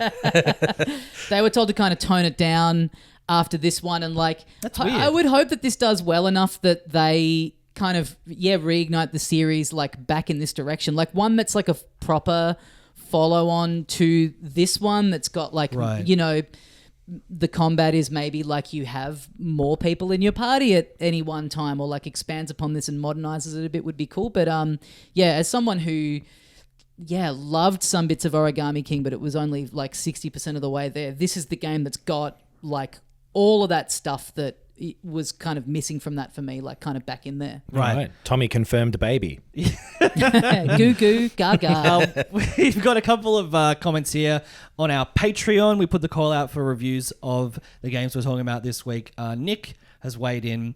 Paper Mario TTYD, that's the abbreviation, or the initialization, is incredibly charming. The setting is unusual, the script witty, the combat fun. Only downside is no option to speed dialogue faster, and the combat, whilst fun, does get repetitive after a while. A package of sheer enjoyment and an easy game to pick up and play bits at a time. 9 out of 10. Whoa. Holy macaroni. And then David says, as a newcomer to Paper Mario TTYD, I found myself nipping off to play it in wee chunks to get my fix. It's super charming and looks great. And those are the reviews. And that's what the people think. That's the kind of feedback you get about a game that's coming out, that's a re-release and is dropping in the 7th year of a console. I noticed a few more comments about the other one, so more interest you'd assume around Senua's Saga, Hellblade 2. Yeah, the first one was Hellblade : Senua's Sacrifice. Yeah, the colon's been turned inside out, which is a very painful thing to have happen to you. Again, I don't dislike the title, dislike the change in the format of the title. It does seem like a lot more of a like, let's set up Senua as the front and center, because they're turning this, or not turning this, but I feel like there was confirmation at some point in the last year or two of Hellblade is what they're going to make into a movie from Xbox Studios at some point. Oh, really? Well, I feel like that fucking happened. I don't remember reading that, but I just may have missed it. I might have just had the most boring dream ever. Another video game adaptation. That strikes me as odd because they basically are just movies. Yeah. So, but I mean, that's what we said about Uncharted. Like, it's just an Indiana Jones version of a game. It makes it make the most sense to just like, hey, if we're going to do an adaptation, you grab flip the adapt switch pretty quick. Yeah, true. But I have now finished it, and you have played all of it. You finished it as well. Hellblade 2. Just to quickly follow up on my thoughts from last week, I liked the game more than I did then. After the first hour, I think the game gets better and is better than the first one. Yeah, I think I really like it. I like it more than the first one. To the point that I almost would say, like, I love it. It's a, fantastic game. I found that it was the last hour that lost me. Right. But I don't think the ending is awesome either. Yeah. It's if you haven't played either of them, they're like we were saying, they're basically movies. They are really focused on it being a narrative experience where you are doing minimal levels of interaction with the world to push the story forward. And I think that more than a lot of other games, it is using stuff like camera angles and shots and tracking and lighting and stuff to in a way that you can't in a movie because, well, unless it's an animated movie. But it is utilizing those things and immersing you in it. It's very similar to how God of War was presented with that one shot the whole way through thing. Yeah. But I think it's doing, I think, more interesting stuff with like the sort of complications that the main character is experiencing. It's portraying them in an interesting way that I think is like, specifically good in a game because there's that level of interactivity to make it a bit more immersive. But it is basically set in the sort of Norse gods era / world, part of the world. It's an unclear where specifically you are to me in the game too. You're in a different place from where you were in the first one. And you've traveled to a new part with new people and new problems. But vaguely, like the first one references like hell and Hela and stuff, like very, very specifically sort of Norse concept. So it's like, and maybe if you knew more about it, someone would be able to go, oh, it's here, but I couldn't tell. And it doesn't. I don't think like it says specific town names, but it does. It doesn't say like what country they're in. But it is that vibe. And in the first game, you're playing this woman Senua who is overcoming some serious like mental demons, literally and figuratively. Yeah, which by the end of that game, you've sort of come to terms with. Like the grief aspect of what that first game is thematically about. And this one is like a much less personal story to do with her, I found. Because there are characters, like, I don't remember interacting with regular people in the first one. No, I don't think you do. There's no, I don't believe there is like a conversation with like a real person standing in the same physical space as you. This one, I think, really benefits from having other people in the story. Yeah, I think so. And you're kind of, the story is a lot more about like the difficulties of living in this environment at this time. Like the things you're sort of dealing with are like manifestations of volcanoes and storms, and then also a representation of a personal problem that a person might have at that time. Right. But not so much about like, because Senua has already dealt with like her father and like the death of her lover in the first one, and in this second one is kind of able to put those lessons into use to help others. Yeah, it's less a character being like, I am traumatized and beaten down and struggle to, get out of bed in the morning, figuratively. Yeah. And by the end of that game overcomes that. And this is more like, well, if you're someone, and also it's like, as was said, it's a representation of mental illness, of specifically like schizophrenia, of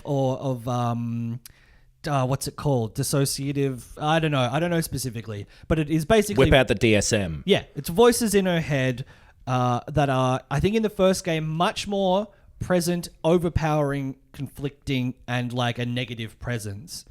And it is the initial arc of someone coming to terms with that and getting over like you say, specific personal events and incidents. This one is more. It is less about that as a specific representation of mental illness, I feel like. It's a lot more of a traditional fantasy story. Yeah. This one. Which for better to me in the way that it is able to tell it, but maybe for worse to some people's tastes. Like, right. I think it if you enjoyed that, the way that it was representing those things in the first one, like you say, that could be quite unpalatable or off-putting for someone who doesn't want to be bombarded with that as a theme or an experience. And I think it's far less present in that way in the second game. Right. Yeah, because it's the depiction of it in a mechanical sense of whether or not it's accurate to that experience. A, I can't talk to, but B, I'm also told by people who have more experience with this that it is accurate and done well. Yeah. And I think that it was more the thematic story things in the first one that I didn't like so much. And in this one, I think they're better done. Yeah. The performance, like... Technically, visually, performance-wise, it's fucking 10 out of 10. Yeah. It's crazy what, like, this game looks like. Yeah, this is an nuts. Unreal 5 game. So we were saying recently, like, we haven't even played that many games on Unreal 5. Yeah. This is an Unreal 5 game. Yeah. I think specifically their MetaHuman facial animator like plug-in product, whatever, was showed off using Senua as like an example of it. And... yeah, it's fucking insane. It's really bizarre. It's really it doesn't incredible. have like an uncanny valley effect thing at all. No. It just looks like great facial capture. Yeah. Right. It's really impressive on a technical level what this game looks like. And then also in the way like it'll transition by, you know, like flipping the camera around to a front of her face and the lights will go down and there'll be like one light and then these hands will come out from behind her and it just all looks... like, I think the first hour is the least impressive in this aspect because as it goes on, it does some really cool... cinematic shit. Yeah. And there's like some large scale stuff that's really cool as it goes on. Yeah. Yeah, the first hour it's not like traditional, but it is like it's a lot more similar to the first game. Sure, yes. And it basically is like, well, you're on a boat washes up somewhere.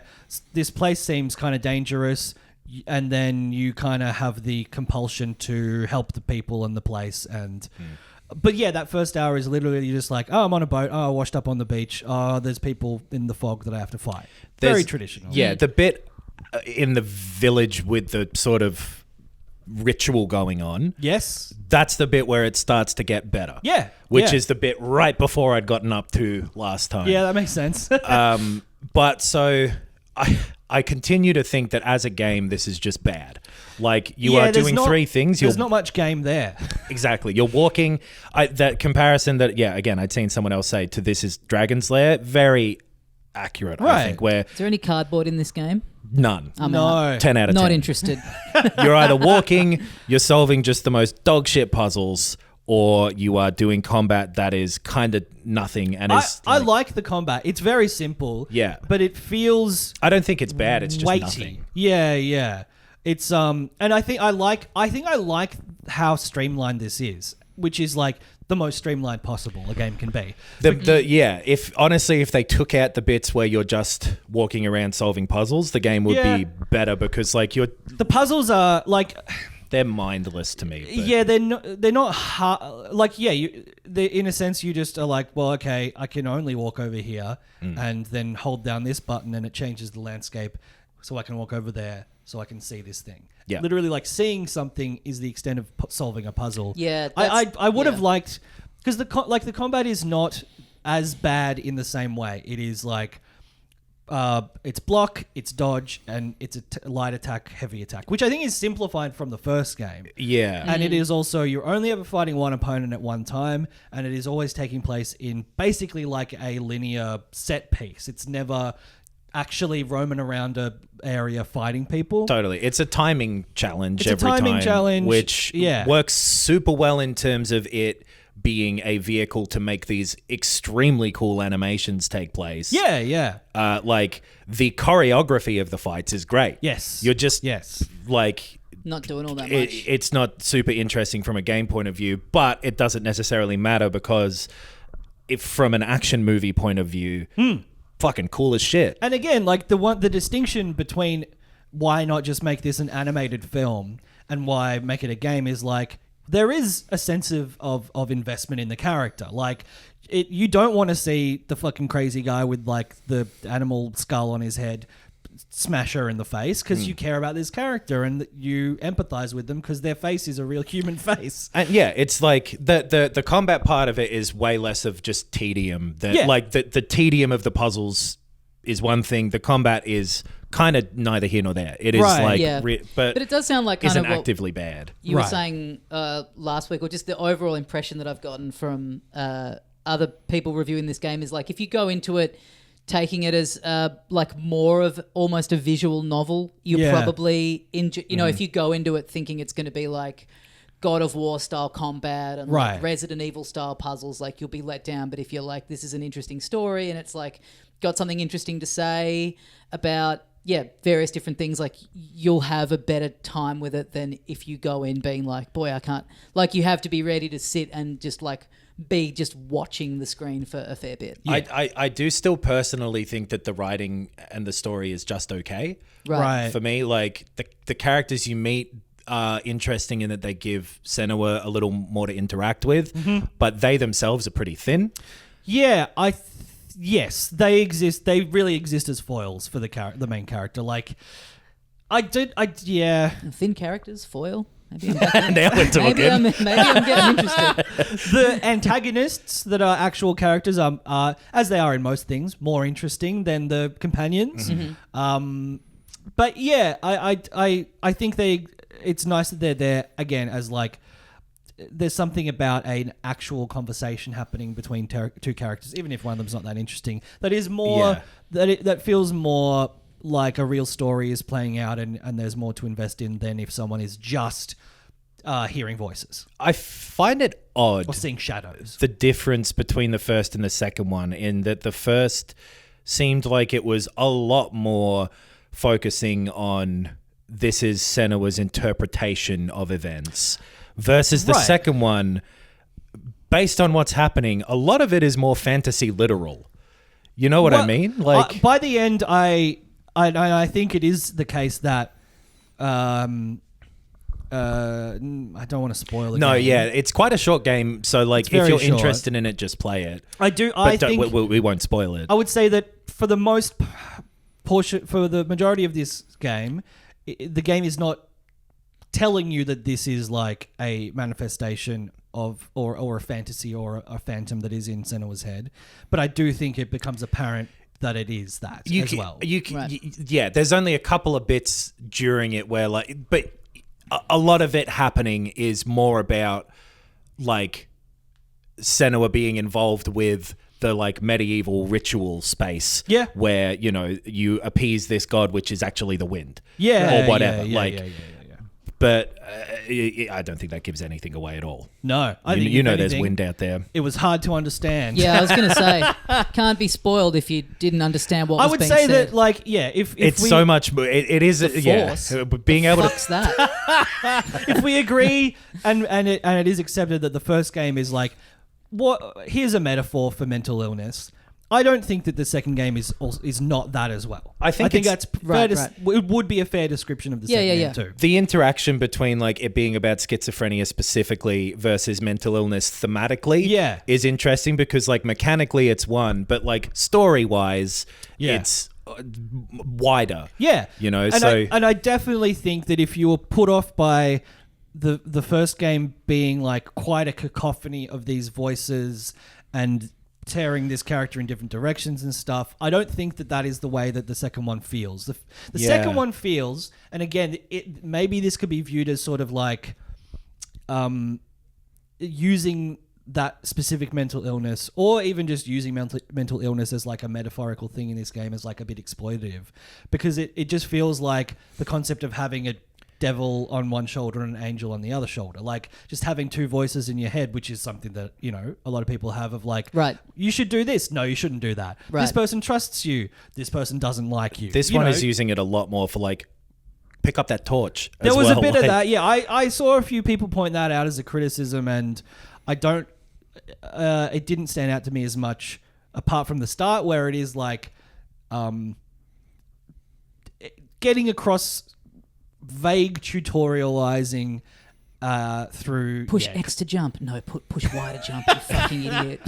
But it was a bit more of like, go this way, do this thing, and that it does happen. But right. I also like what I love about this game is I do like how it doesn't hold your hand very much.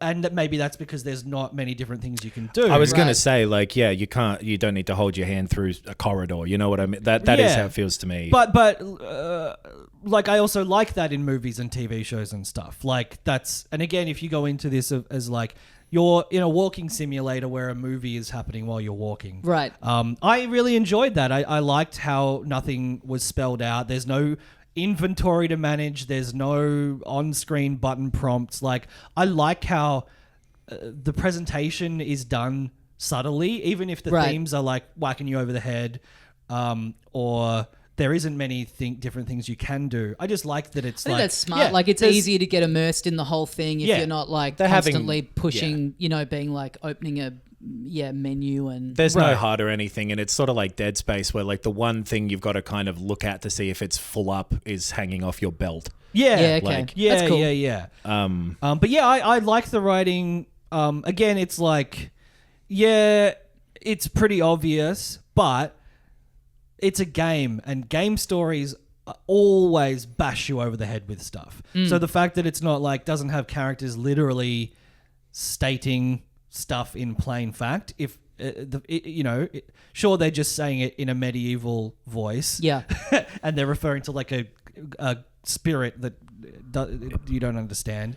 I just prefer that to someone being like, all right, well, let's go to the next town because that's where the next quest is. You know, like that, just vibe-wise, I much prefer that. But yeah, I loved the story, and I loved the presentation of it. Some of the bits just look fucking incredible. If you've got a new video card in your PC, fucking chuck this on. Yeah. Because, from that perspective, it's crazy. Yeah. I think the water looks weird. Really? I think the water looked real. There's parts of it where it looks weird. Okay. To me, but hey, that could be. What is the if you're making a game and you really want to technically impress, steer clear of water. There's parts where the water looks great. Yeah. And overall, just the it does feel to me in some ways, because I'm not as into the story and like the game is quite thin. It feels like the craziest fucking like 3D Mark demo, like benchmark thing. You know? And that has been like probably the most common like response to the game I've seen. It's like, it's an incredible tech demo, but it's not a game. What about you know what had amazing water? The last Paper Mario.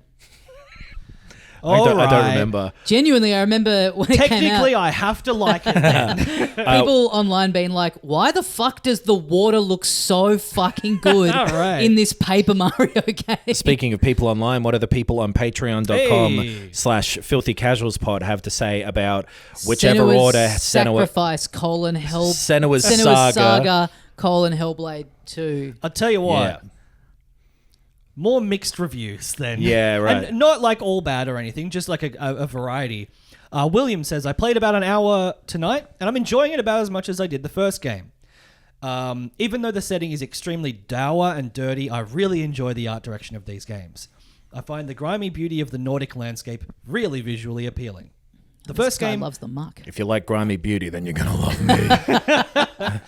The first game has an immediate narrative hook that really worked on me, but the narrative of this one has yet to really present a strong hook so far, which I find a bit strange. I think it does take a little over an hour to sort of get into what it is. I think based on, they do say like specifically where they're up to, but I don't want to spoil it for people. Sure. I think they are like before there is a hook, which is fair. The combat is simple yet satisfying, but the puzzles are pretty shit, to be honest. I hope it leans more into the portals found in the first game. Sorry. Because moving around to find shapes in the environment wasn't engaging in the Riddler puzzles in the Arkham games, and it definitely isn't engaging when it's the only puzzle used to break up the gameplay. That is not going to change, sorry. There's sort of two puzzles, but the other one is basically not different. Yeah. And it works in tandem with the other puzzle, right? That's what I'm thinking of. You manipulate the environment a bit, but you can only do it with like two bits, and there's only really one way to walk. So you just do it when you see them, and it happens automatically. It kind of feels a bit like padding. It really does, right? Yeah, I think so. I think if they put good puzzles in, hey. Call me crazy, but that would have been better. Honestly, I would prefer this game to just be like oh, you're tripping, press left. Right. But then I would still find that like dull. I get like good puzzles would be better. Yeah. Yeah. They say I'll definitely stick with it due to its reportedly short runtime and the great art direction, but I'm not expecting an absolute masterpiece. That's good expectations.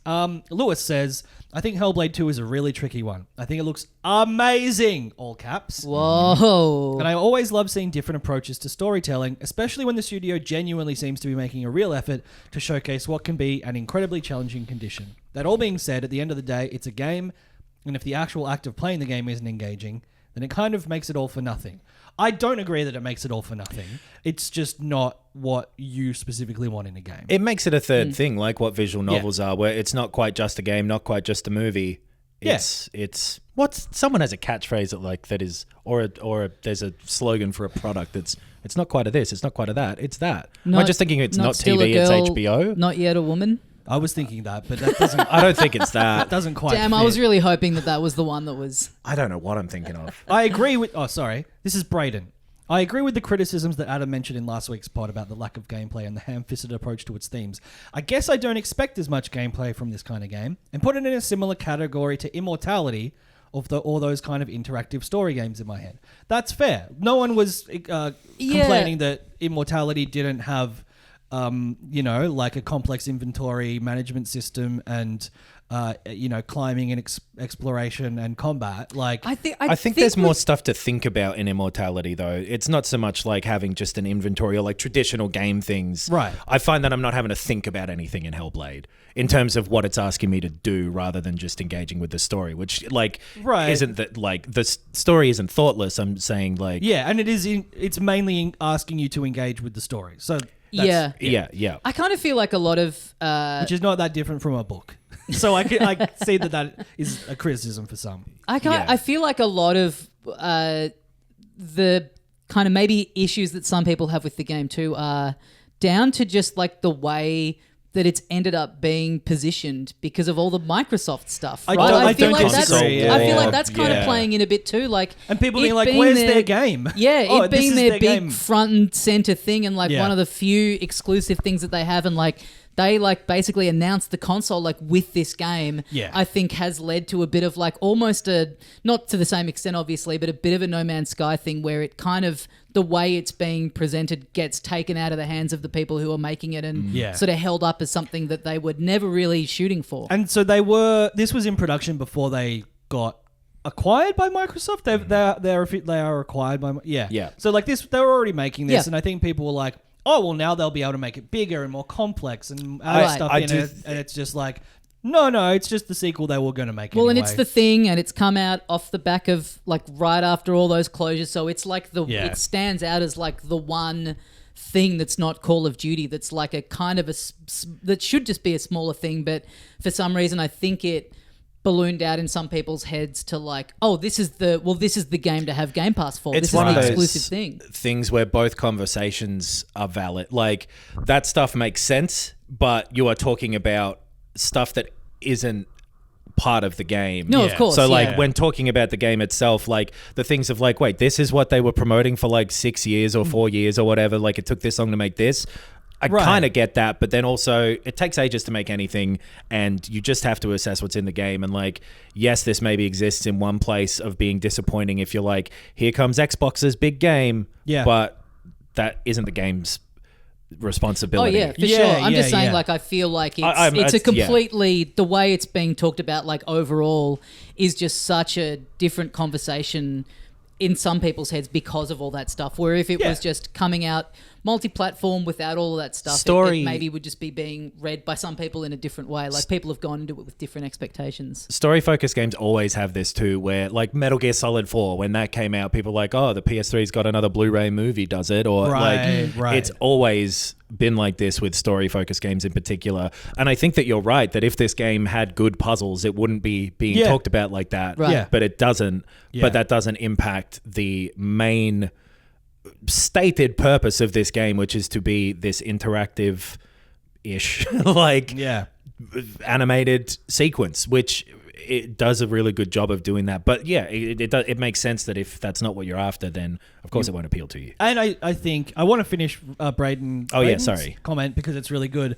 I also think that it being on Game Pass has meant that people who wouldn't have bought it or sorted out are being like, oh, cool, another big game. Oh, like Norse theme, God of War, I guess, and it's just not to their taste. Yeah. That's the thing. Like, you have to, like, both conversations make sense to have in completely different capacities. Yeah. And like, if the game sucks to you because it isn't Microsoft's big Q2 release, you know what I mean? Yeah, okay, but that's not the killer app. That's not it's not metatextual discussion. So Braden goes on to say, I also give video games a fair bit of leniency in their writing and delivery of story, as they are often very clunky and poorly delivered in my experience, with a few exceptions. And I do tend to agree with that. Like, the reason that I love The Last of Us 1 and 2 is because they are an exception to the rule. Yeah, big I time. think that video games have that, like, you know, when a lead singer of a band is kind of funny and people are like, this guy's the funniest dude in the world. Yes. It's that where context matters for that. But if you're like, well, he's not as funny as a professional comedian, okay, who cares? Yeah. In saying that, I think the acting is actually pretty great and the facial animation adds to the delivery of the dialogue. Lastly, while the themes can be delivered a little poorly, I thought the overall atmosphere was well executed, with the graphics and sound design really delivering a sense of dread. I completely agree. I completely agree with that. I generally agree with that too. I agree with everything that anyone's ever You've said. not even played it, baby. I know, I don't even mean this game. I just mean on the whole. I'm a coward. I'm non-combative. And then, I didn't do this on purpose, but it is a negative comment to end on. Migzymatosis comments, I played a few hours of Hellblade 2. Like Uber Eats, the competency of the delivery doesn't matter if you're just getting slop. So that's rude. No, it's not. That's clever, though. That is clever. It looks so good graphically, but what you look at is miserable. I mean, it's like a rainy, rocky island. And it's, again, like, tone preference is like, if you don't like the brightness of Mario, that will turn you away equally to the darkness of the darkness of my soul. It is pretty comprehensively like that tone. There are moments of lightness but there's literally not levity, you know. Yeah, like, yes. This person would love Paper Mario. It sounds like it. It's delivered by a guy on a bike. He was really late. He took a bite out of it before he dropped it off. But you were meant to be here 20 years ago. He rolled it up and threw it onto your lawn, basically. But you open the box up and it's like, look at this presentation. It looks beautiful. This is sweet as candy. The audio of voices in your head is well done, but what is said is laughably bad. I hope the devs get to try something else in the future. Oh, that's nice. I thought that was going to be another negative. It has to be said about Microsoft stuff at the moment, I guess. But they already have had their next thing greenlit, apparently. Ninja Theory has. Yeah. Yeah, it's such a weird one, which is interesting because it is doing something that... Because, I mean, the fucking, like, most recent Tomb Raider games are similar to this in that... Right. There's more game stuff in there, but it's pretty straightforward shooting, and there's a lot of parts of them where you're kind of just moving forward. Yeah. So, but there are good puzzles in that, and I love those games, but also a matter of taste, and they're like not by any means like big smash hits. Well, I'm kind of saying like, how come this gets... this isn't ratcheted that differently from plenty of other games, right? But does have a harsher reception, as well. People said a lot of that same stuff. Sort of to a lesser extent, but like Uncharted, there's critics of that who are like, you're just on the side of this rock, just pushing forward to just jump from all the you're not doing anything. Is very much just like, you're pushing up. Yeah. Plenty of the time. There's not a lot of risk. But I think for something like this, it is, if you like the story, then it is a trade-off that's worth it. Yeah. Like it's a bargain that you're willing to make for a pretty interesting, innovative, like story experience. I do think it's worth like shit. If you don't have Game Pass, just watch a playthrough on YouTube. It like turn the lights off, turn up the sound, because it is worth being immersed in. But like, there's a genuine argument to be made that this is the best looking game that's ever been made. Yeah, depending on what your criteria are. Yeah. But it's a damn fascinating one. Whatever the naysayers may nay. I do genuinely think that it loses steam for the final hour. basically. Like after you saw, yeah. Well, there's the stuff. It becomes a lot more direct. Yeah. The sort of line of metaphor to literal becomes a lot thinner, less blurred, more parallel. Yeah. But I also just that character who is the main secondary character, I think is not super well done. Yeah, and I feel like it starts to feel repetitive, which for a 6-hour game, getting repetitive 4.5 hours in is not a great sign. If they crank up their puzzles for the next one and do the rest basically the same, I could see myself really being into it. Yeah. Also, because they made what? Devil May Cry or DMC? The 2013 one or whatever it was, yeah. They are capable of making a game that is fun to play and has a bad story. So now they've got separate teams, bring them together. Yeah, exactly. Yeah, but no, they both are on the wrong thing, so they just make this. Yeah.